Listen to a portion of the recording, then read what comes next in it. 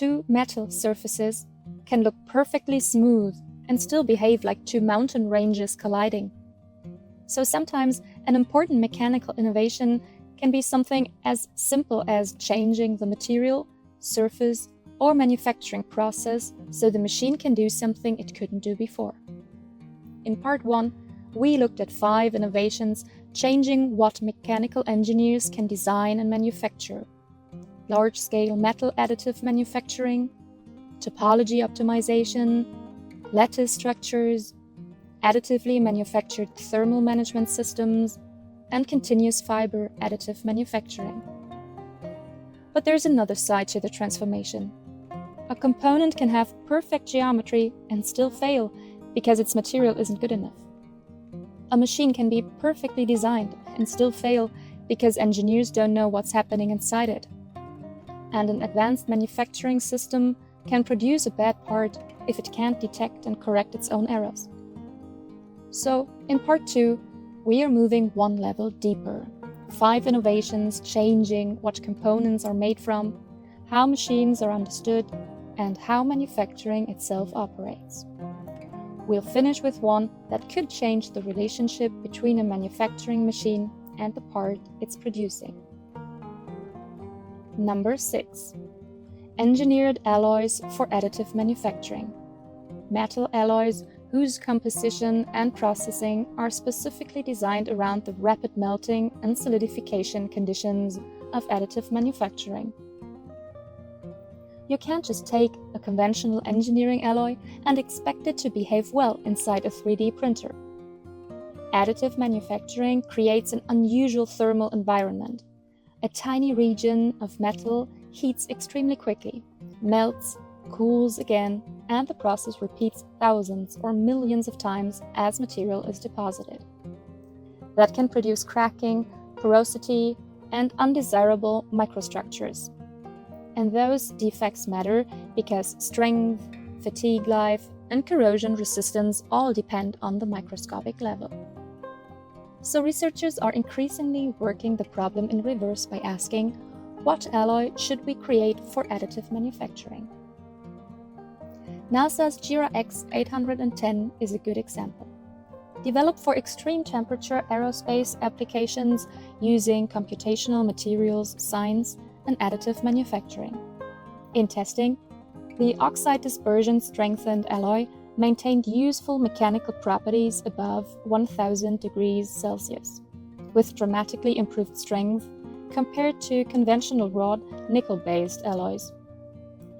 This demonstrates a broader shift where the manufacturing process itself becomes part of the material design problem. But a material doesn't tell you how an entire machine is behaving. For that, engineers need a digital counterpart. Number 7. Digital twins. A computational representation of a physical object, system, or manufacturing process, connected to its real-world counterpart through data. The idea sounds simple. Build a model, measure the real machine, update the model with what's actually happening. But the problem it addresses is bigger. Engineers usually don't have direct access to everything happening inside an operating machine. A bearing may be heating up, a shaft vibrating, a structure accumulating fatigue damage. You can measure some of these effects, but not usually the complete picture. A digital twin combines these sources with engineering models. Instead of a CAD model, sensor data and simulation results living separately, the goal is one continuously updated representation, letting engineers monitor equipment, diagnose problems, or predict maintenance needs. The National Institute of Standards and Technology has identified digital twins as an emerging technology for advanced manufacturing and is working on standards for making them reliable and interoperable. But also stresses that a digital twin is only useful if you can establish how accurately it represents the physical system. It isn't just a fancy 3D model. It has to maintain a meaningful relationship with the physical object. Engineers have had simulations for decades. The innovation is making the virtual model continuously relevant to the physical machine. And if a digital model can tell us how a machine is behaving, the next question gets more interesting. What if the material itself could respond to changing conditions? Number 8. Shape memory and other smart mechanical materials. Materials whose mechanical behavior changes predictably in response to stimuli like temperature, stress, or magnetic fields. The most familiar example is a shape memory alloy. Its underlying question is fundamental.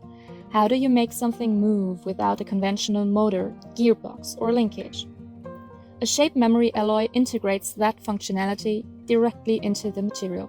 Certain alloys deform into one shape and return toward a previously programmed shape when heated, making them useful as compact actuators in aerospace, medical devices, robotics, valves, and additive structures. More recently, additive manufacturing has opened another possibility: combining shape memory behavior with deliberately designed 3D geometry, sometimes called 4D printing. A printed structure whose geometry changes over time in response to stimulus. Instead of a material plus motor plus mechanism, you can potentially get material that performs the mechanism. The limitation: these materials don't replace conventional actuators everywhere. They can have slow response times, limited stroke, hysteresis, and temperature-dependent behavior. Their value is greatest where those trade-offs are acceptable, or where compactness and simplicity outweigh the disadvantages. And this brings us to a very different scale of mechanical engineering, because sometimes the problem isn't the component, it's the region where two components touch. Number 9. Advanced Tribology and Self-Lubricating Surfaces. Tribology is the study of friction, wear, and lubrication between interacting surfaces. One of the oldest problems in mechanical engineering, and still one of the most difficult, because at the scale where surfaces actually interact, they aren't smooth. They're covered in microscopic peaks and valleys called asperities, which deform, fracture, and weld together as surfaces slide against each other, producing friction and wear. For decades, the main answer has been lubrication. But that gets much harder at extreme temperatures, in vacuum, under very high loads, or where conventional lubricants degrade. That's why engineers are increasingly developing surfaces that provide low friction behavior intrinsically. Some self-lubricating materials incorporate solid lubricants into their structure. Others use engineered coatings or porous architectures that retain and release lubricating phases. This matters most for bearings, gears, and seals, where even tiny amounts of wear accumulate over millions or billions of cycles. This may be the least visually spectacular innovation in the series, but mechanically, it may be one of the most consequential. Every bearing, gear, and seal contains these interfaces, and reducing friction by even a small amount affects efficiency, temperature, service life, and reliability across an enormous number of machines. So far, we've changed materials, changed geometry, and built digital models. Now imagine changing the manufacturing process itself. Number 10. Closed-loop adaptive manufacturing. Manufacturing in which the machine measures the part or process while production is happening and uses that information to automatically adjust what it does next. The problem is as old as manufacturing itself. The machine follows a plan, but the real world doesn't always follow the plan. Material properties vary, tools wear, heat causes expansion, and a component can gradually drift from the intended geometry. Traditionally, the sequence is design, manufacture, inspect, find the problem, correct it, try again. Closed-loop manufacturing changes that sequence. Sensors monitor temperature, geometry, force, vibration, or other process variables. The system compares what's actually happening with what should be happening, and it can modify the process before the part is finished. This is especially interesting for additive manufacturing. A metal printer depositing material layer by layer can have a scanner inspect the surface immediately and compensate if material is too high, too low, or misplaced, instead of waiting until the part is done. Researchers have demonstrated closed-loop additive manufacturing systems that use in-process scanning to detect geometric deviations and modify subsequent deposition. That's a fundamental change. A conventional machine says, "Tell me what to do and I will do it." A closed-loop machine says, "Let me measure what happened and I will adjust what I do next." It no longer has to assume its model of the process is perfectly accurate. This creates its own challenges. Sensors have errors, measurements take time, control systems can become unstable. Taken individually, none of these technologies makes conventional mechanical engineering obsolete.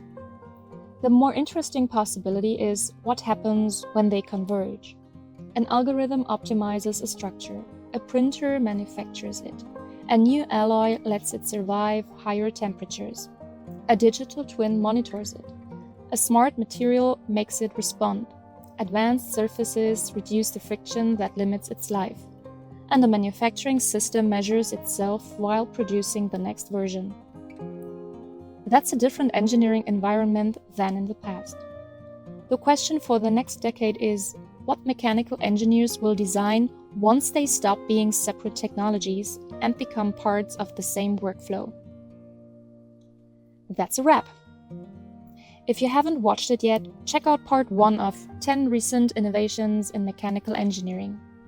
And if you've enjoyed this little series, consider subscribing to Engineering Manual.